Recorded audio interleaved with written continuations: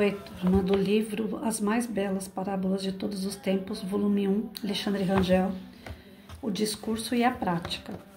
Uma mãe levou seu filho ao Mahatma Gandhi e implorou: por favor, Mahatma, diga ao meu filho para deixar de comer açúcar. Gandhi fez uma pausa e disse: traga seu filho de volta daqui a 2 semanas.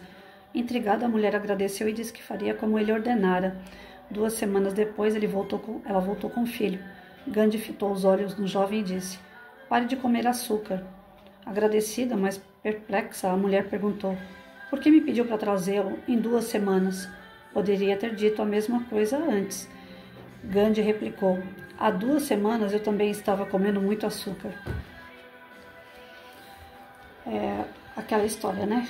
Se a gente quer que o outro não faça, a gente também não pode fazer. Tem que ter moral, né? E assim é com o professor e com os pais. Tudo aquilo que a gente deseja que o filho não faça, ou que o aluno não faça, o professor também não pode fazer. Tá cheio de professor que fala que não quer um celular na sala de aula, mas ele leva o celular dele e não sai dali.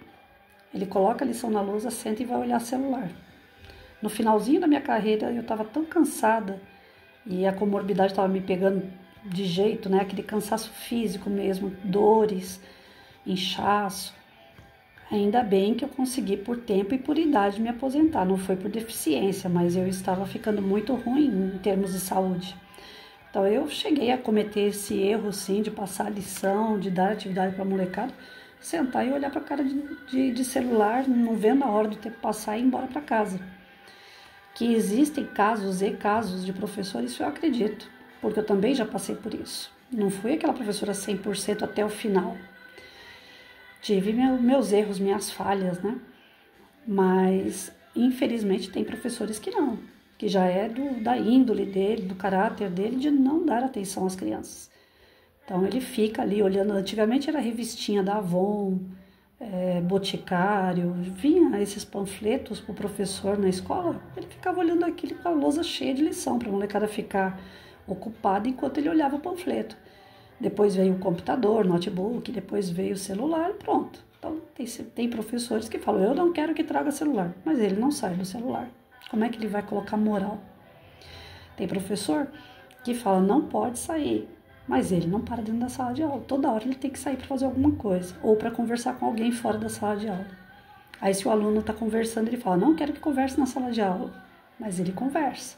Vem pessoas dentro da sala dele e fica batendo papo, desde o faxineiro até a direção.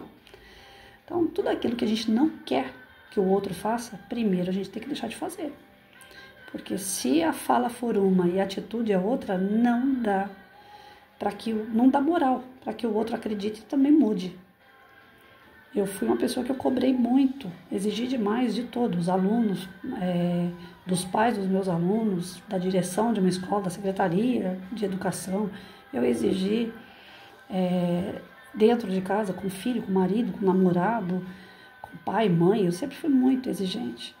Algumas vezes eu não tive moral para exigir. Algumas vezes eu falava que não queria, mas eu também não deixava de fazer. A minha mãe já era do tipo assim: eu tenho moral para falar para não fumar, porque eu tô passando mal até hoje por causa de cigarro e não consigo sair dele. E eu já no meu pensamento, eu acho que ela não tinha moral nenhuma. Não é porque a pessoa está errando que dá o direito dela falar para o outro não errar. Eu sou do tipo que tem que dar o exemplo correto. Aí o exemplo arrasta. O exemplo fala muito mais do que palavra. Tudo o que a gente quiser que alguém faça com a gente, ou no nosso meio, nós somos os primeiros a fazer. Então Gandhi foi muito inteligente, muito sábio quando ele disse: volta daqui a 2 semanas, que é o tempo que ele precisava para cortar o açúcar dele. Aí sim, ele se acha na moral de poder chamar a atenção do garoto. É só a gente prestar atenção, né? Muitas coisas a gente falha por falta de atenção. O que a psicologia fala que o defeito que a gente enxerga no outro é o defeito que a gente tem e não aceita.